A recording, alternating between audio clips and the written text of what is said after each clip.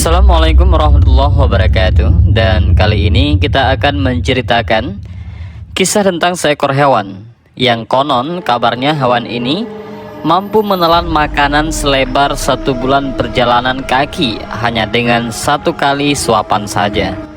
Hewan ini pula ada di 2 kisah Nabi di zaman yang berbeda waktu sekitar 100 tahun. Dan untuk video kali ini kita akan membahas tentang legenda ikan raksasa di dalam Al-Quran. Berbicara tentang ikan raksasa yang disebut dengan ikan nun, maka pembahasan itu tak akan bisa terlepas dari kisah seorang nabi yang bernama Nabiullah Yunus alaihissalam.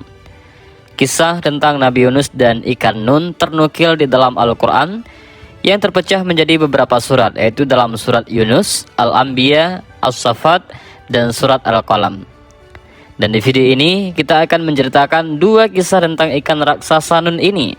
Yang pertama, ketika ikan nun hidup di zaman Nabi Yunus alaihissalam, dan yang kedua, ketika ikan nun yang sama muncul di zaman Nabi Sulaiman alaihissalam. Dan sekarang kita akan mengisahkan tentang ikan nun yang hidup di zaman Nabi Yunus alaihissalam. Nabi Yunus memiliki ayah yang bernama Amitai, atau yang lebih dikenal dengan Matta. Jadi nasabnya adalah Yunus bin Matta, dan ibunya bernama Rifka. Nabi Yunus, atau dalam bahasa Ibraninya, beliau dikenal dengan nama Yonah, yang memiliki arti merpati. Di dalam Al-Quran sendiri nama Yunus disebutkan sebanyak 4 kali, dan sekali beliau disebutkan dengan julukan Zunnun, yaitu dalam bahasa Arab yang memiliki arti yang dari perut ikan. Terdapat beberapa perbedaan tentang pada abad berapa Nabi Yunus ini hidup. Ada yang bilang abad ke-7 sebelum Masehi, ada pula yang bilang ke-8 atau ke-9 sebelum Masehi. Tapi yang tercatat pada sejarah saat ini, Nabi Yunus alaihissalam adalah seorang nabi dari kerajaan Israel atau Samaria pada kisaran abad ke-8 sebelum Masehi, dan hidup pada masa kekuasaan Raja Samaria. Beliau disebutkan berasal dari Palestina yang saat itu disebut dengan negeri Syam. Nabi Yunus diutus oleh Allah Subhanahu wa Ta'ala setelah masa Nabi Ilyas dan Ilyasa berakhir.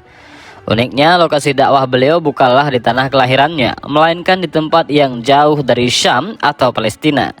Nabi Yunus diutus oleh Allah Subhanahu wa Ta'ala kepada kaum yang bernama Naniwa.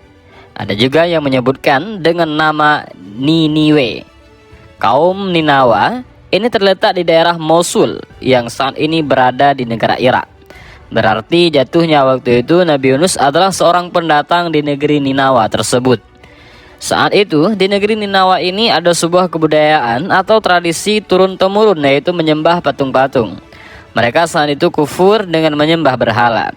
Makanya diutuslah Nabi Yunus alaihissalam ini yang datang jauh-jauh dari negeri Syam ke Irak untuk mendakwahi penduduk Ninawa supaya mereka bertauhid dan menyembah hanya kepada Allah Subhanahu wa Ta'ala saja.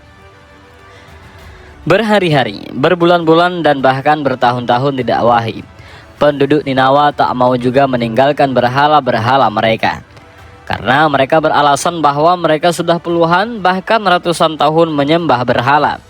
Tapi tak ada azab yang datang kepada mereka seperti kaum-kaum terdahulu, yang mereka ini telah mendengar kisah kaum-kaum terdahulu yang dibinasakan Allah Subhanahu wa Ta'ala karena menyembah berhala-berhala.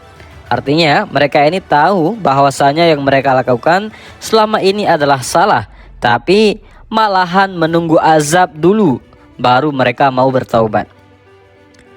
Ketika itu, seluruh orang dari kaum ini tak mau mendengar seruan Nabi Yunus alaihissalam. Terlebih lagi Nabi Yunus alaihissalam adalah seorang pendatang, bukan orang yang berasal dari kampung itu. Mereka malahan menganggap Nabi Yunus sok tahu dan tak percaya sedikit pun risalah yang dibawakan oleh beliau. Dikisahkan bahwasanya Nabi Yunus alaihissalam ini mendakwahi mereka selama 33 tahun lamanya. Dan selama itu pula dari sekian banyak penduduk Ninawa, hanya 2 orang saja yang mempercayai Nabi Yunus alaihissalam. Setiap harinya Nabi Yunus hanya mendapatkan ejekan dan tertawaan dari orang-orang itu. Bahkan dari mereka ada yang berkata, "Sudahlah Yunus, urusi saja hidupmu sendiri. Jika engkau mau mendapatkan pengikut, berdakwahlah sana di kampung halamanmu." Nabi Yunus yang notabene adalah manusia biasa, mendengar hinaan dan penolakan itu, beliau kecewa dan menjadi marah. Dan pada suatu hari Nabi Yunus pun memutuskan untuk pergi meninggalkan kaumnya. Saat itu Yunus pergi dalam keadaan hati yang kecewa dan marah. Beliau berjalan menuju sebuah dermaga dan meminta izin untuk menumpang di sebuah kapal yang padahal kapal tersebut sudah kelebihan muatan. Namun nahkoda kapal tersebut tetap mengizinkan Nabi Yunus untuk ikut di kapal itu.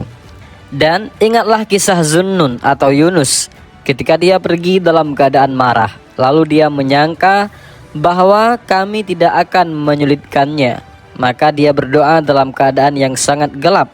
"Tidak ada Tuhan selain Engkau, Maha Suci Engkau. Sungguh aku termasuk orang-orang yang zalim." Al-Quran Surat Al-Anbiya ayat 87-88. Tak lama berselang setelah kepergian Nabi Yunus alaihissalam, tiba-tiba tanda-tanda azab Allah subhanahu wa ta'ala pun muncul kepada kaum Ninawa yang ditinggalkan beliau. Saat itu tiba-tiba langit berubah menjadi merah, yang jika dilihat saat itu, langit seperti kobaran api yang membara. Orang-orang Ninawa pun menjadi ketakutan. Mereka baru sadar akan peringatan dari Nabi Yunus alaihissalam. Tapi apa daya, saat itu Nabi Yunus telah meninggalkan mereka.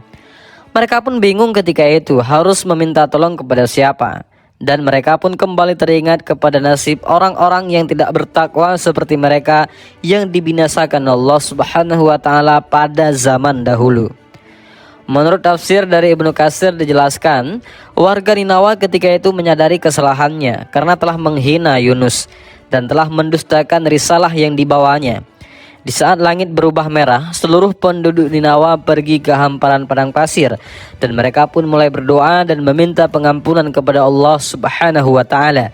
Mereka disebut berdoa selama 40 malam dan akhirnya Allah subhanahu wa ta'ala berkenan memberikan pengampunan dan membatalkan azabnya. Kita kembali ke cerita Nabi Yunus alaihissalam yang menaiki kapal. Setelah kapal yang ditumpangi Nabi Yunus alaihissalam telah berada di tengah lautan atas izin Allah subhanahu wa ta'ala, ketika itu terjadi badai yang cukup besar hingga kapal terhantam gulungan-gulungan ombak besar. Kapal pun ketika itu terombang-ambing dan mulai ada beberapa bahagian kapal yang rusak karena terkena gelombang besar. Kapal yang ditumpangi Nabi Yunus alaihissalam ini perlahan-lahan mulai terlihat akan tenggelam. Lalu nahkoda dan orang-orang yang ada di kapal itu pun mulai berpikir bagaimana caranya supaya kapal mereka tidak tenggelam. Akhirnya mereka pun memutuskan untuk membuang semua barang bawaan mereka di kapal itu demi mengurangi beban kapal supaya kapal itu bisa stabil lagi. Setelah semua barang telah dibuang, kapal itu mulai sedikit stabil. Tapi masalahnya adalah pengurangan beban masih dirasa kurang karena kapal masih terus tenggelam. Dan jika dibiarkan, seluruh orang di kapal itu akan mati tenggelam. Akhirnya mereka pun memutuskan untuk membuat sebuah undian. Siapapun orang yang namanya keluar di undian itu, maka dia harus dilempar keluar dari kapal. Ternyata nama pertama yang keluar di undian itu adalah Nabi Yunus alaihissalam. Tapi orang-orang ketika itu merasa tak tega kalau harus melempar Nabi Yunus ke lautan karena dia adalah pria yang terhormat. Lalu orang-orang pun mulai melakukan pengundian ulang. Lagi-lagi yang keluar nama Nabi Yunus alaihissalam. Bahkan di undian ketiga kali pun yang keluar tetaplah nama Nabi Yunus alaihissalam. Akhirnya melihat namanya keluar 3 kali secara berturut-turut tanpa perlu diminta, Nabi Yunus pun langsung melompat keluar kapal dan menceburkan diri ke lautan lepas. Abdullah bin Mas'ud melalui riwayat Ibnu Katsir menceritakan bahwa tak lama setelah Nabi Yunus alaihissalam terjun ke laut, tiba-tiba ada seekor ikan besar datang. Kemudian ikan itu menelan secara utuh tubuh Nabi Yunus. Setelah menelan Nabi Yunus, ikan besar itu langsung pergi ke dasar lautan dengan Nabi Yunus alaihissalam berada di dalam perutnya. Atas izin Allah subhanahu wa ta'ala, tak sedikit pun Nabi Yunus terluka akibat insiden itu. Namun sesaat ketika Yunus ditelan, Beliau kaget dan sempat pingsan beberapa saat. Setelah sadar, beliau mengira dirinya sudah mati. Namun begitu mengetahui tubuhnya tak terluka sedikit pun, Nabi Yunus langsung bersyukur dan berdoa di dalam keadaan gelap gulita. Mendengar doa dari Nabi Yunus alaihissalam, kemudian Allah subhanahu wa ta'ala memaafkan Nabi Yunus, yang sejatinya Allah subhanahu wa ta'ala berencana untuk mengurung Nabi Yunus alaihissalam hingga hari kiamat. Namun karena doanya tersebut, akhirnya Allah subhanahu wa ta'ala pun mengeluarkan Nabi Yunus dari dalam perut ikan itu. Dan sungguh Yunus benar-benar termasuk salah seorang rasul. Ingatlah ketika dia lari ke kapal yang penuh muatan. Kemudian dia ikut diundi. Ternyata dia termasuk orang-orang yang kalah dalam undian. Maka dia ditelan oleh ikan besar dalam keadaan tercela. Maka sekiranya dia tidak termasuk orang yang banyak berzikir, bertasbih kepada Allah, niscaya dia akan tetap tinggal di perut ikan itu sampai hari kebangkitan. Al-Quran Surah As-Saffat ayat 139 sampai 144. Yang jadi pertanyaannya adalah, apakah jenis ikan besar yang menelan Nabi Yunus itu? Ada riwayat yang mengatakan ikan itu adalah ikan paus, tetapi di dalam Al-Quran itu sebenarnya tidak dijelaskan secara rinci tentang jenis ikan tersebut. Al-Quran hanya menyebutkan dengan ikan yang besar. Jadi di sini ada dua kemungkinan. Yang pertama, benar kalau ikan itu adalah ikan paus. Sementara yang kedua, mungkin saja itu adalah ikan jenis lain yang memang khusus Allah subhanahu wa ta'ala ciptakan untuk menguji Nabi Yunus alaihissalam. Singkat cerita, ikan besar yang menelan Nabi Yunus alaihissalam itu pun menepi ke pinggir sebuah pantai. Lalu Nabi Yunus alaihissalam dimuntahkan oleh ikan ini dalam keadaan tetap hidup. Namun ketika itu kondisi Nabi Yunus sangat memprihatinkan. Beliau jatuh sakit dan badannya sangat lemah karena selama di dalam perut ikan beliau kekurangan makanan dan minuman. Ditambah lagi pulau tempat dia terdampar itu adalah pulau yang memiliki tanah yang tandus. Jadi cukup sulit untuk mencari makanan. Tapi Allah subhanahu wa ta'ala lagi-lagi menolong utusannya ini. Atas izin Allah subhanahu wa ta'ala, di sekitaran pulau itu tumbuh sebuah pohon semacam pohon labu. Dan Yunus memakan buah dari pohon tersebut sampai badannya kembali membaik seperti sedia kala. Kemudian kami melemparkan dia ke daratan yang tandus, sedang dia dalam keadaan sakit. Kemudian untuk dia kami tumbuhkan sebatang pohon dari jenis labu, dan kami utus dia kepada 100.000 orang atau lebih, sehingga mereka beriman. Karena itu kami anugerahkan kenikmatan hidup kepada mereka hingga waktu tertentu. Al-Quran Surah As-Saffat ayat 145 sampai 148.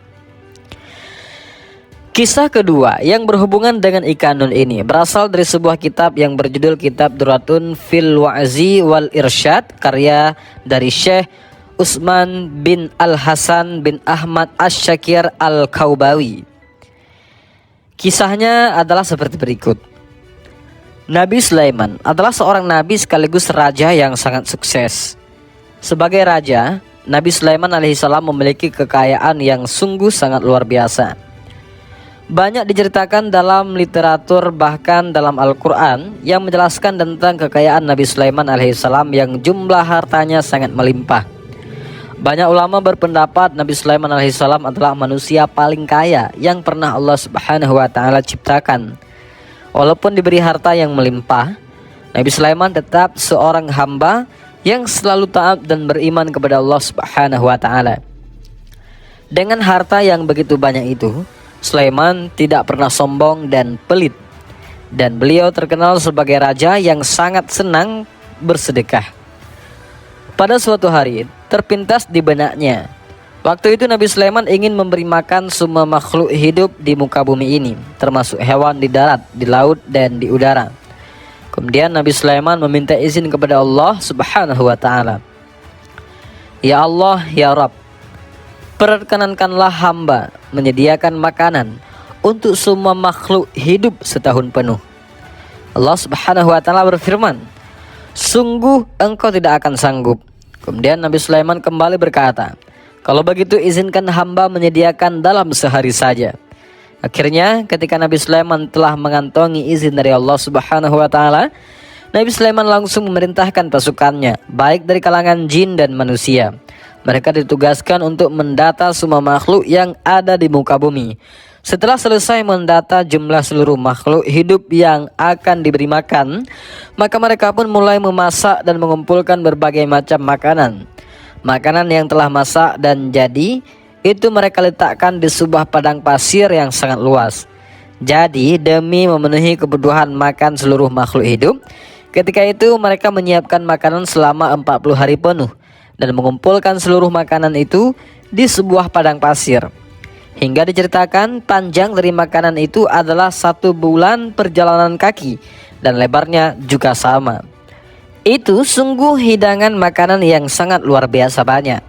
Selama mereka menyiapkan makanan ini selama 40 hari, Nabi Sulaiman telah memerintahkan angin untuk tidak berhembus di padang pasir itu, karena ditakutkan makanan yang ada di situ jadi rusak dan hilang. Ketika hidangan makanan itu telah siap untuk disantap, lalu Allah Subhanahu wa taala bertanya kepada Nabi Sulaiman, "Makhluk manakah yang akan mulai memakan hidangan yang engkau sediakan ini?"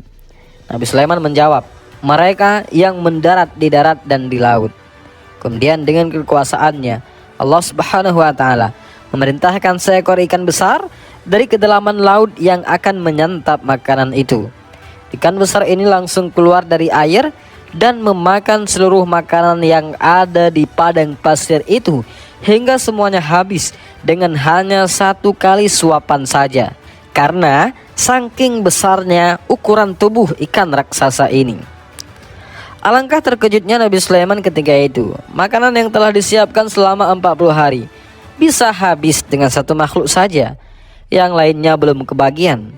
Bahkan ikan raksasa ini setelah selesai menyantap hidangan, dia berkata kepada Nabi Sulaiman, "Wahai Sulaiman, kenyangkanlah perutku. Sekarang aku masih merasa lapar." Pada saat itu juga Nabi Sulaiman langsung bersujud sambil menangis kepada Allah Subhanahu wa taala.